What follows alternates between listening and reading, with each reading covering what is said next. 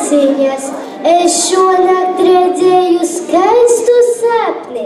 Es biju it kā lopu kūtiņa. Vai tas ir skaists sapnis, ka bija kūti?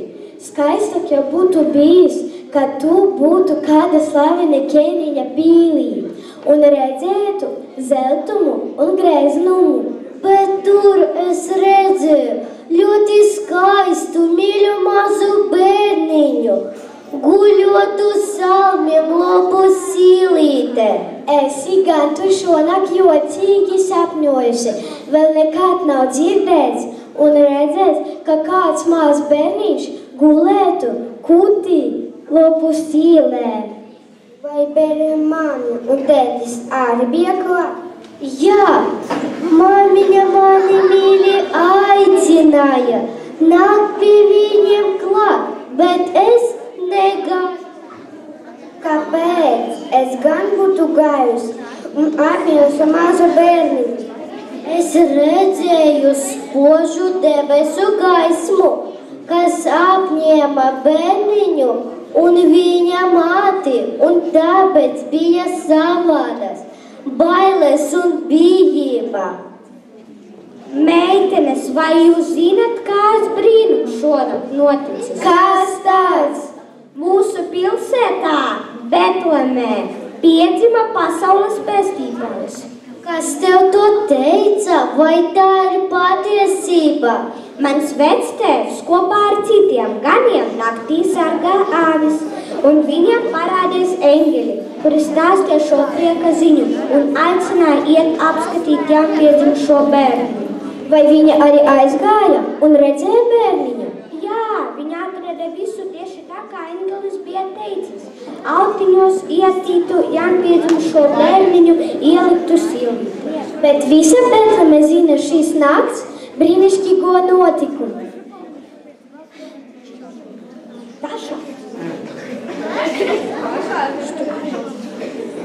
Mūsu pilsēta Betleme. Mēs pastāstīsim šodien visiem, un visi kopā nāksim apsveikt jaudzimošo silītē dusošo bērniņu. Bet ko viņam dāvināsim? Vislabākā un vislielākā dāvana būs tās, ka mēs viņam veltīsim savas sirdis un paši sevi. Apsolīsim viņam, ka būsim labi bērni un strādāsim, lai debesu karaļa valsts izplatītos virs zemes. Kungs, lai atnāk tava valstība!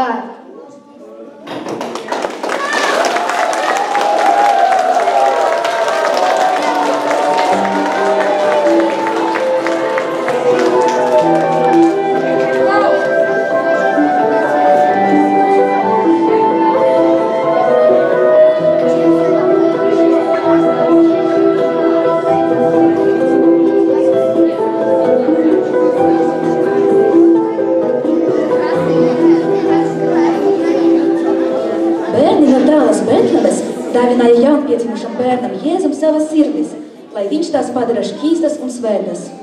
Bet kā ir šodien ar tavu un manu sirdi? Vai tā ir gatava satikt jaunpiedzimušo bērnu Jēzu? Aicinu tevi ielūkoties savā sirdī.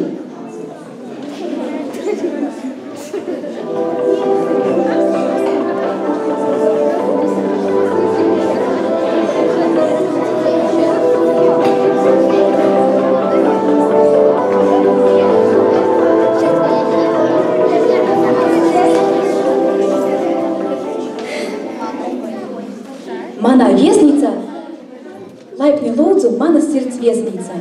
Manā viesnīcā dzīvo ļoti dažādi iemītnieki. Šķiet, vēl kāds ir ieradies. Bet kas tas ir? Lūk, es stāvu pie durvīm un klauvēju. Kas dzird manu balsi un durvis atver. Nakšu pie viņa un būšu ar viņu un viņš ar mani. Kristus, pats kungs Kristus ir atnācis pie manis. Bet, kungs, vēltīgi tu atnāci uz manu viesnīcu. Šeit dzīvo nepārāk cienīgi cilvēki. Man būs kauns izmitināt tevi blakus viņiem. Bet es esmu nācis aicināt uz atgriešanos. Nevis taisniegos, bet gan grēciniekus. Arstu vajag, Nevis veselājiem, bet slimajiem. Nu ko, mēģināšu atrast tev vietu, bet tu pagaidām uzkavējies šeit.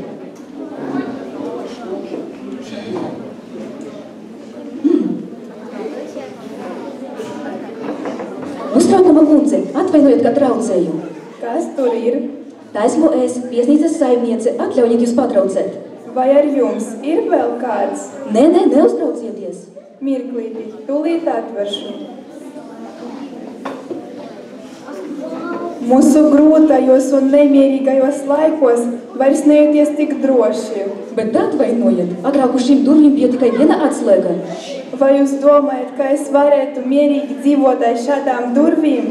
Nē, es uzreiz uzstādīju vēl atslēgas. Tad kāpēc jūs mani traucējāt?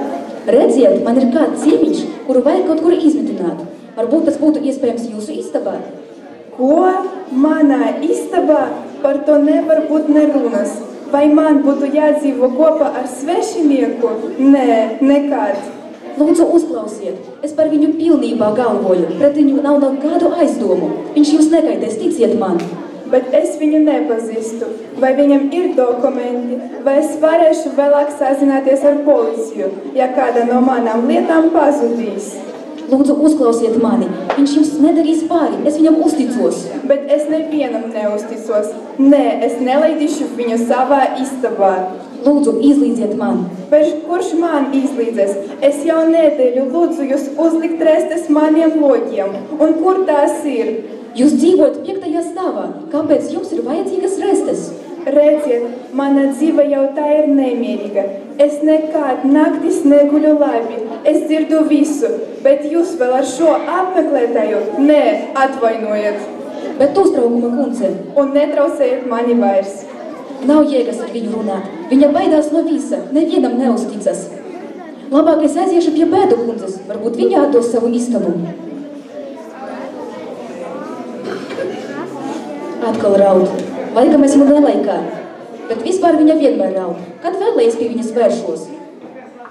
Bēdu kundze, lūdzu atveriet. Ko jūs vēlaties? Laba diena, bēdu kundze. Vai tā ir laba? Kopš mana vīra, cienījamā Skumja kunga nāves, man nav bijušās labas dienas. Jā, droši vien, kamēr Skumja kungs bija dzīvs, jūs kopā bijāt laimīgi. Nē, mūsu dzīve vienmēr ir bijusi bēdu un slimību pilna, bet vismaz visas savas bēdas un nelēmes mēs pārdzīvojam kopā. Man patiesi ļoti žēl, bet bēdu kundze, varbūt jūs varētu man palīdzēt? Vai jūs varētu iedot savu istabu vienam cilvēkam, vismaz uz kādu laiku? Es? Vai manā beidīgajā situācijā vēl vajadzētu kādam atdot savu istabu? Un kas ir šis nelaimīgais cilvēks? Viņš nav nemaz nelaimīgs, vienkārši viņam ir nepieciešama pajumte. Un vai jums nav kauns, manā dargā, lūgt no manis tādu labvēlību?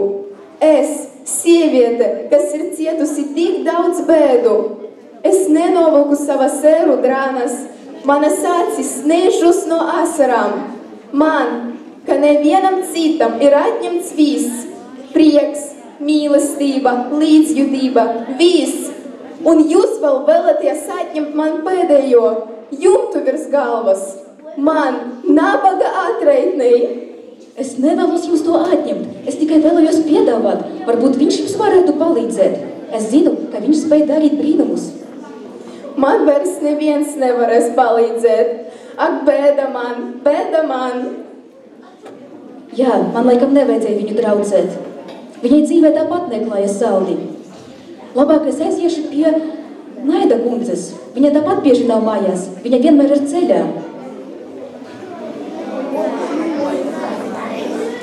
Naida kundze, atveriet lūdzu durvis. Man pie jums kāda darīšana. Kas tur vēl? Tā esmu es, viesnīcas saimniece. Atveriet lūdzu man durvis. Ko vēl jūs no manis gribat? Manuprāt, esmu samaksājusi visus savus rēķinus. Nav runa par samaksu. Atveriet lūdzu durvis. Nu kas vēl? Pirmkārt, jūs man nemaksājat.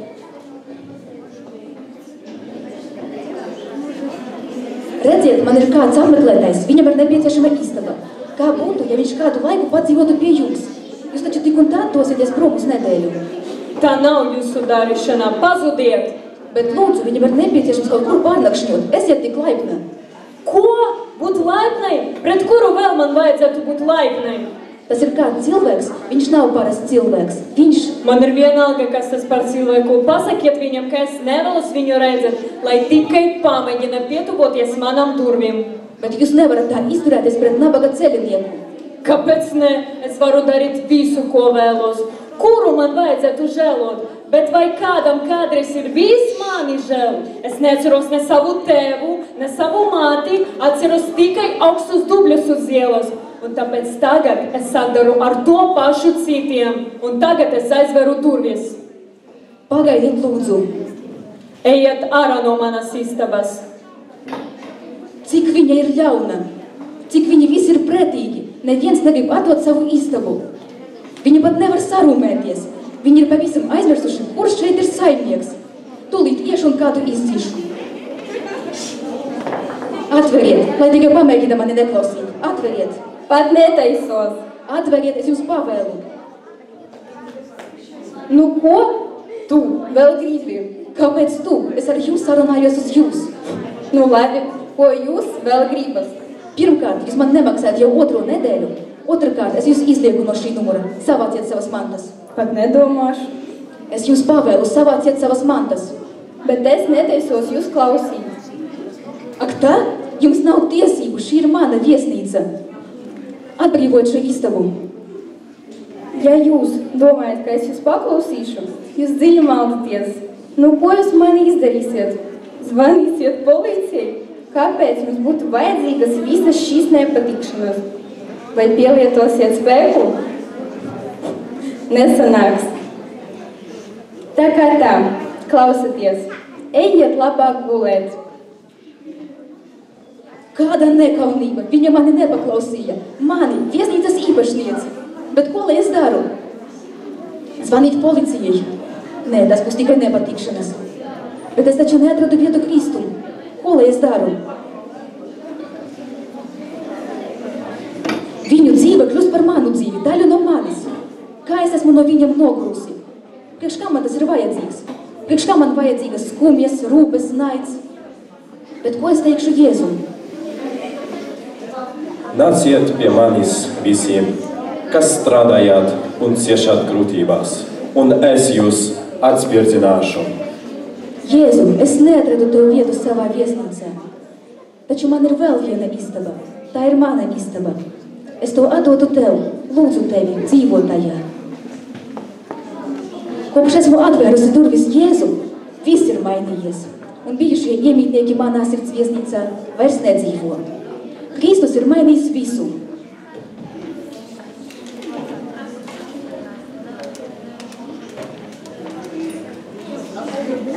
Tagad šeit dzīvo miers, prieks, mīlestība un paklausība. Lūk, es stāvu pie durvīm un klauvēju. Ja kas dzird manu balsī un durvis atver, nakšu pie viņa un būšu ar viņu un viņš ar mani.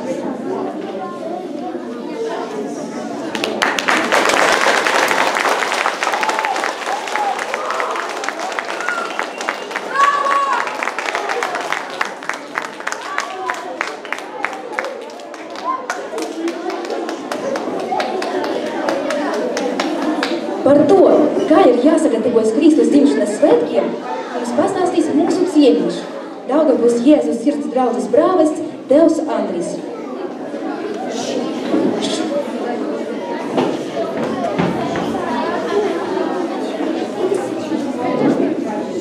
Labdien! Vispirms man ir ļoti liels prieks šodien būt kopā ar jums, atnākt uz šo tikšanos un arī jums pastāstīt par to, kādā veidā mēs varam sagatavoties Kristus dzimšanas svētkiem. Bet pirmais tāds jautājums, ko es gribētu jums uzdot, vai jūs zināt, kad iesākās baznīcā jaunais liturģiskais gads? Zināt? Vai 1. janvārī? Kad? 1. adventa svētdienā. Ja, tā atbilde ir pareizā. 1. adventa svētdienā, tas nozīmē, pirms 2 dienām baznīcā iesākās jauns gads, jauns liturģiskais gads. Un šis gads iesākās ar mūsu gatavošanos Kā jūs dzirdējāt, ka ir 4 nedēļas, kas mūs gatavo Kristus dzimšanas svētkiem, bet patiesībā tās ir 4 svētdienas. Un adventa vainagā ir 4 sveces, un arī viņas simbolizē šo mūsu gatavošanos. Tradicionāli skaidro tā, ka pirmā svece adventas vainagā, ziniet, kāda ir? Kā viņa saucās pirmā svece? Cerības svece. Ja? Super. Cerības svece. Cerība mums ir dzīvē vajadzīga, tāpēc, lai doties uz priekšu. Ja cilvēkam ir cerība, tad cilvēks var doties uz priekšu, jo viņam ir cerība. Un ko es jums gribētu pateikt, arī tādu svarīgu lietu, ka jūs nebaidaties skolā kļūdīties. Ja kaut kas citreiz arī nesanāk, tad svarīgi ir atzīt savu kļūdu un arī mācīties no kļūdām un doties uz priekšu. Un tieši cerība mums palīdz doties uz priekšu. Otrā svece saucās miera svece. Un miers tas nav tikai, kad ir miers, kad nav kara, bet miers ir tad, kad ir miers sirdī. Un tā ir harmonija. Ja? Un arī šeit gribētu arī jums pateikt tieši šos vārdus, ka kad mēs atrodam mieru savās sirdīs, kad ir harmonija, bet harmonija būs tad, kad mēs pratīsim viens otram piedot. Jo ideālu cilvēku nav, un visi mēs kļūdamies. Bet ja mēs kļūdamies un izdarām kaut ko sliktu, varbūt otram, tad kas mums ir jāizdara? Mums ir jāpiedod otram un jāizlīgst. Trešā svece ir prieka svece. Ja? Padomājiet arī par to, ko nozīmē prieks. Mēs visi gribam būt priecīgi. Bet prieks ir ne tikai domāt par sevi, kad es domāju par sevi, es esmu priecīgs. Bet cilvēkā ir prieks, gandarījums, kad mēs palīdzam otram cilvēkam. Kad mēs darām labu, tad arī mēs rodam prieku. Un 4. svece tā ir mīlestības svece. Un arī šeit skolā mēs mācāmies veidot attiecības viens ar otru, mēs mācāmies viens otru mīlēt. Kā jūs domājat, ko nozīmē mīlēt otru cilvēku? Kas ir jādara, ja mēs mīlam otru cilvēku? Kā jūs zināt, kas ir jādara, kad mēs mīlam otru cilvēku? Kas ir jādara? Mums ir jārūpējās par otru cilvēku. Nevis par sevi, bet par otru. Tas nozīmē, ir vajadzīgi darbi, ka es rūpējos ar darbiem parādu, ka es otru cilvēku cienu, kas viņu mīlu. Pēc tam svarīgi ir teikt labus vārdus. Ja? Mīlestībā ir ļoti svarīgi vārdi. Ja? Kad arī atbalstīt viens otru ar vārdiem. Pēc tam svarīgi mīlot otru cilvēku, pavadīt kopā ar viņu laiku. Ja, ka ļoti svarīgs mīlestībā ir laiks. Ja jums nav laika vienam priekš otru, tad jūs necienat un nemīlat viens otru. Ja mēs mīlam viens otru, mēs esam gatavi šo laiku pavadīt kopā ar otru. Ja, par tām lietām arī svarīgi ir atcerēties, un par to arī atgādina adventa laiks. Un tagad, kādā veidā bija šis jautājums, kādā veidā sagatavoties Kristus dzimšanas svētkiem. Un, ja mēs paskatāmies uz rokas pirkstiem, tad uz rokas cik ir pirkstu? 5. Šis pirksts saucās īkšķis. Un viņš vienmēr skatās uz augšu. Tas nozīmē, kā mēs varam sagatavoties Ziemassvētkiem. Ir svarīgi skatīties uz augšu. Lai katru dienu jums būtu tāds laiks, kad jūs spējat Dievam pateikt paldies. Paldies par šo jauno dienu, paldies par savu ģimeni, paldies par skolu, par klases biedriem, par skolotājiem un tā tālāk. Ja, ka pirmais ir atcerēties par Dievu, jo šis pirksts, vai jūs iesiet vai skriesiet, viņš rādīs jums uz augšu. Otrs pirksts ir pirksts, ar kuru mēs rādītāja pirksts, mēs rādām virzienu. Bet šis pirksts ir svarīgs, lai mēs varētu kaut ko paņemt rokās. Un tas nozīmē, ka mums ir svarīgas attiecības ar otru cilvēku. Šodien viena no galvenām problēmām ir, ka mēs neprotam veidot attiecības. Mēs visi sēžam mobilajos telefonos. Mēs esam aizņemti ar spēlītēm, ar daudzām lietām. Patiesībā mēs esam aizņemti paši ar sevi. Bet mums blakus ir cilvēks. Cilvēks, kurš ir vērtība, kurš ir dāvana, un vajag mācīties veidot attiecības ar otru cilvēku. Tad arī, lai mēs varētu sagatavoties Kristus dzimšanas svētkiem, mums ļoti svarīgi ir mācīties veidot attiecības ar otru cilvēku. Trešais pirksts. Mēs viņu parādām, kad mēs neesam ar kaut ko apmierināti. Ja? Ir tāds nesmugs žests, kuru citreiz parāda. Bet ko tas nozīmē? Šis pirksts runā par godīgumu, ka ir ļoti svarīgi būt godīgam. godīgam pret sevi, godīgam pret darbu, kuru es daru, vai mācībām, ka svarīgi ir būt godīgam, nenorakstīt kontrolu darbus vai nenorakstīt mājas darbus, bet pašam to godīgi izpildīt. Ir ļoti svarīgi būt godīgam cilvēkam, un tas arī jums palīdzēs sagatavoties Kristus dzimšanas svētkiem. 4. pirksts, ja jūs paskatīsieties jūsu mammām vai tēviem, uz šī pirksta ir laulības gredzens. Šis pirksts runā par mīlestību un par piedošanu. Kā jau teicu, ka ļoti svarīga ir, lai mēs rastu dvēseles mieru, mums ir svarīgi viens otram piedot. Jā, pat ja citreiz sanāk, ka kāds uz jums varbūt sakliec, ja jūs slikti uzvedaties, pasaka kaut kādu vārdu, varbūt arī kaut kā pabarās uz jums, tad ir ļoti svarīga šī izlīgšana, ka palūgt piedošanu. Mammu, tēti, piedod man, jo es slikti uzvedos. Un mazākais pirkstiņš, jā, 5. ir kalpošana. Tas nozīmē darīt labus darbus. Arī adventa laiks mūs aicina darīt labus darbus. Tas nozīmē palīdzēt citiem cilvēkiem, padomāt par tiem, kuriem ir grūti, un viņus atbalstīt un palīdzēt. Tas ir tādas vienkāršas lietas, kas ir ierakstītas mūsu rokā, 5 pirkstos, kas palīdz mums atcerēties par to, kas mums ir jādara, lai sagatavotos Kristus dzimšanas svētkiem. Tā kā esam skolā, tad lūdzu atkārtosim, ko nozīmē īšķis. Atcerēties par ko? Par Dievu, katru dienu. 2. pirksts, uz ko norāda attiecībām ar saviem tuvākajiem. Ja, mācīties veidot attiecības, mācīties draudzēties. Man pašam ir no skolas gadiem viens bērnības draugs, ar kur mēs draudzējamies līdz pat šai dienai. Tātad gandrīz vai 40 gadus mēs draudzējamies. Un tas ir skaisti, ka no skolas var būt draugi, kuri jums būs visai dzīve. Tad 3. pirksts norāda uz ko? Būt godīgam cilvēkam. Tad 4. mīlēt un piedot. Un 5. palīdzēt, atbalstīt citus. Tādā veidā mēs arī gatavojamies svētkiem. Un tagad būs adventas vainagu svētīšana, aizdegsim pirmo sveci adventas vainagā. Lūdzu, piecelsimies kājās un noskaitīsim lūkšanu.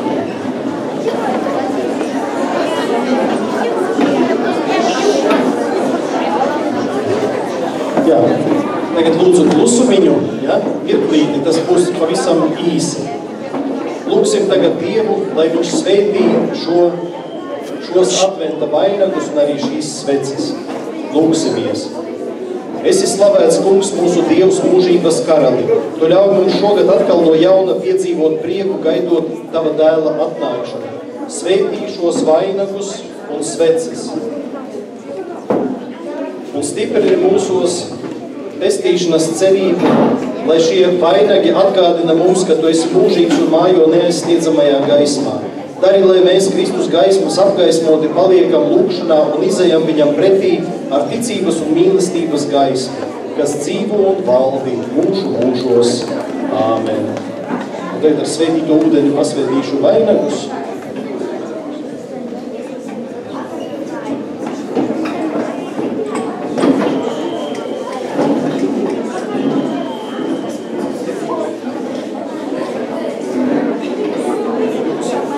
Pasvētīsim jūs ar svētīto ūdeni, ja?